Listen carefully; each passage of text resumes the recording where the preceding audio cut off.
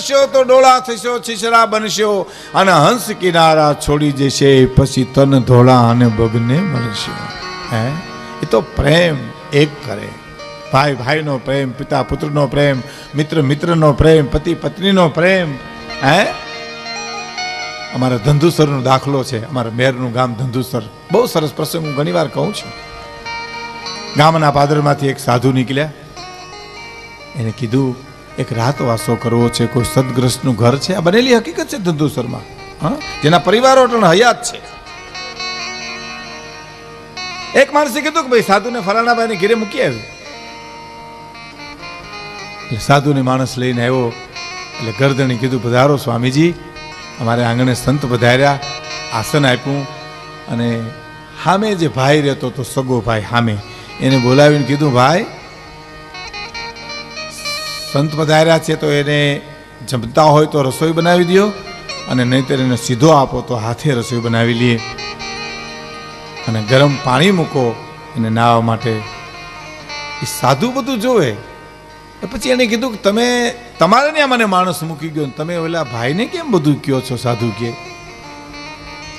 એ મારો ભાઈ છે, હું એનો મોટો ભાઈ છું, એ મારો નાનો ભાઈ છે. કે તો તમે કેમ વ્યવસ્થા તમારે ઘેરે કરતા નથી, એને કહો છો બધી?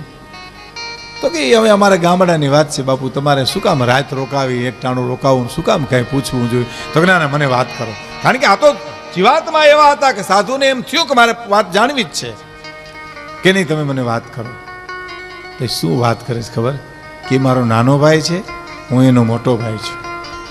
મારો નાનો ભાઈ છે ને કોઈ દી નીતિ ચીખ્યો નથી, કોઈ દી સત્ય ચીખ્યો નથી.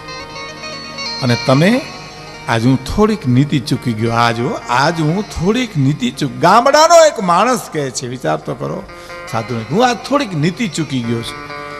સાધુને એમ થયું, મારું શું તમે નીતિ, એવી કઈ નીતિ ચૂકી ગયા છો?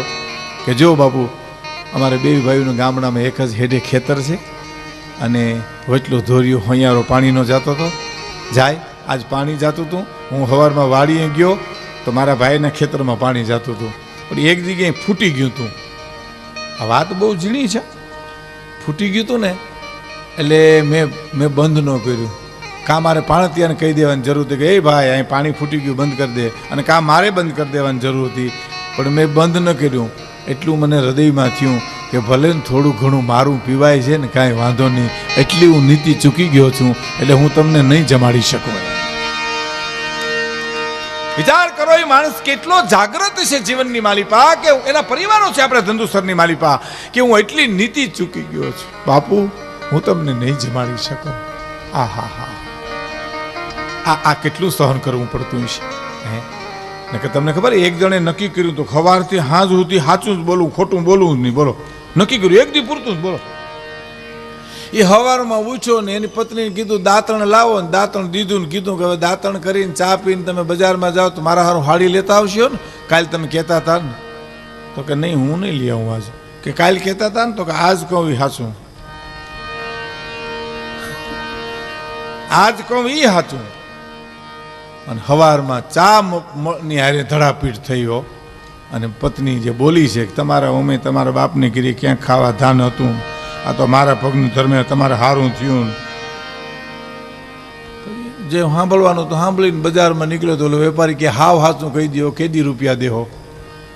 તો કે 3 મહિના પછી. તો તમે તો હમણાં 4 દીનું કહેતા હતા. તો કે આજ કહું હાસું, બાકી બધું ખોટું. એ ત્યાં વેપારી ધડાપીટ થઈ. પાદરમાં જતો તો એમાં કોકે કીધું કે આ જામનગરના મહેમાન જોવા આવ્યા ને મારા આ દીકરીને હગાઈ કરવી છે, તો આ માણસો કેમ છે, તમે એને ઓળખો છો? અને હાવ સાચું કહેજો. એમ તો કે હા, કે મૃત્યુ દારૂમાં પકડાણો હતો, હમણાં જેલમાં હતો, અને ભાઈ ધડાપીટ થઈ નહીં. હાવ સાચું કીધું. વાત તો ઘણી લાંબી મિત્રો, પણ હાજે એ માણસે ડાયરીમાં એક વાક્ય લખ્યું, એક દિવસ સાચું બોલવામાં એટલું સહન કરવું પડે તો જિંદગીભર જે સાચું બોલ્યા છે એને કેટલું સહન કરવું પડ્યું છે. સત્યને માટે સહન કરવું પડે. બસ સાચું બોલવું હોય તો સહન કરવું. જેની ફોડમ ફટકેલી હોય એને એકવાર ચૂલે ચડવું પડે, પણ ઓલી આવડી હલબેલી એને કોઈ ન પૂછે કાગડા. સાચું બોલવા માટે તો સમર્પણ કરવું પડે ને. પણ જેને સાચું નથી બોલવું, ખોટું નથી બોલવું, નહીં કરવું, આળહનું ઘર થઈને પીડ્યો છે. એક જણો પગ ઉપર પગ ચડાવીને બેઠો હતો ને, કૂતો હતો આમ પગ આંટીએ નાખીને.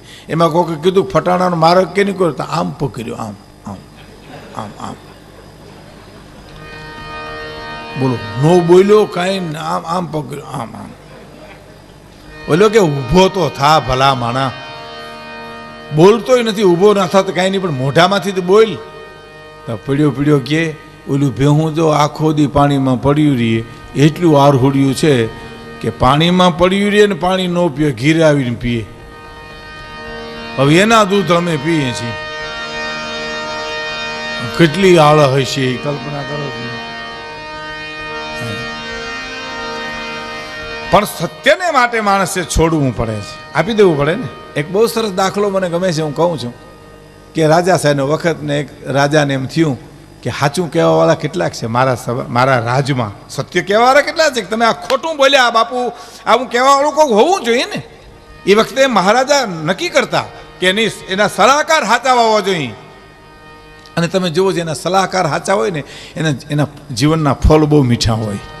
હો, તમે જોજો કેળા છે ને એના પાંદડા બહુ મોટા છે એટલે એના ફળ મીઠા છે. આંબલીના કાયતરાના પાંદડા ઝીણા ઝીણા એટલે ફળ ખાટા. જેના સલાહકાર નાના હૃદયના હોય ને એના ફળ ખાટા હોય, અને જેના સલાહકાર વિશાળ દિલના હોય ને એના ફળ બહુ મીઠા હોય. ગાયકવાડ સરકારનો દાખલો જુઓ. ગાયકવાડ સરકાર પોતે ઘોડે ચડી અને નીકળ્યા, અને એની યાર એનો સલાહકાર હતો, બે ઘોડે સવાર નીકળ્યા હો. વગડામાંથી નીકળવું. એક બાઈ છાણા વીણીને ઊભી હતી કેળાને કાંઠે કે કોક આવે તો છાણનો હુંડલો ચડાવે. હવે ગાયકવાડ સરકારને ત્યાંથી નીકળવું અને બાઈને કેવું, એ ઓળખે નહીં ગાયકવાડ સરકાર છે. પૂછ્યું, એ ભાઈ મને છાણાનો હુંડલો ચડાવો. ખુદ ગાયકવાડ સરકાર નીચે ઉતર્યા. સાહેબ, આ વડોદરાનો ઇતિહાસ છે. નીચે ઉતર્યા, હુંડલો ચડાવ્યો, પાછા ઘોડેસવારી કરી. તો એનો સલાહકાર દાંત મીંડો કાઢવા, પણ દાંત એવો મીંડો કાઢવા કે ગાયકવાડ સરકારને શંકા પડી, કેમ તને દાંત આવે કે ના બાબુ મને આ વસ્તુ. તો કે નહીં, મને વાત કરે, હું ગાયકવાડ સરકાર હેઠો ઉતરીને હુંડલો છાણનો ચડાવ્યો, એમાં મારી નાનમ લાગી, એમાં તને દાંત આવે કે ના ના. તો સાચું કે સાચું કહું બાપુ? તો હા, તમારાથી હુંડલા ચડાવાય નહીં, તમારે તો હુંડલા ઉતારાય એના. તમે તો ગાયકવાડ સરકાર છો, તમે એની ગરીબાઈ હાવ માથે મૂકો છો ઉપાડીને, એના કરતાં તમે હુંડલાને ઠેબું મારી શકો. ધારો તો કે વિધવા બાઈના છોકરા મોટા ન થાય ત્યાં સુધી રાજ બધો ખર્ચો આપશે. અને ખરેખર એને હુકમ કર્યો કે બાઈ વિધવા છે, એના બાળકો મોટા થઈ જાય ત્યાં સુધી તમામ ખર્ચ રાજ આપશે. તારી પાસે નહીં પ્રધાન, તને કોણ સમજાવે હામલા કે છે ને આપણે. હે, ધીંગાને આપસ ધાન રાકાથી રૂઠો ફરે, પણ તારી પાસે નહીં પ્રધાન, તને કોણ સમજાવે હામલા. સાચું કહેવા વાળો જોઈ ભાઈઓ. એ રાજાને એમ થયું મને સાચું કહેવા વાળા છે કે નહીં. એટલે 15 જણા બેઠા હતા ને વૈશમાં ખુરશી નાખીને પોતે બેઠા, ને બપોરના ટાણે સૂરજનારાયણ માથે ચડ્યા. તે સૂરજનારાયણ સામું જોઈને કે સૂરજનારાયણમાં મને રામદેવ પીર દેખાય, જોવો તા. તો થયા એક પછી એક ઊભા. હા બાપુ, ઈ રહ્યા લીલો નેજો રણજાના રાય જ છે, બે જાઓ તમે જોવો તા. બીજો, હા બાપુ ઈ રહ્યો હાથમાં ભાલું, એ રણજાના રાય રહ્યા. ચોખ્ખું દેખાય. આને તમને થોડું ખોટું દેખાય કે બાપુ? તમને તો દેખાય ને, આ રણુજાના રહે છે, બે જાઓ. ત્રીજાને કે તમે જુઓ તો, હા બાપુ ઈ રહ્યા ઘોડાના ચારે પગ ધોળા, રણુજાના રાય છે. મેં એવું સાંભળ્યું છે મિત્રો, 15માંથી 14 જણાએ કીધું, પણ 15માનો વારો આવ્યો ને. યુવાન હતો, સૌરાષ્ટ્રનો, બાપની નોકરી મળી હતી રાજા સાહેબમાં, પટ્ટો જેને કહેવાય. બાપનો પટ્ટો મળ્યો તો, નોકરી કરતો હતો ખુમારીથી.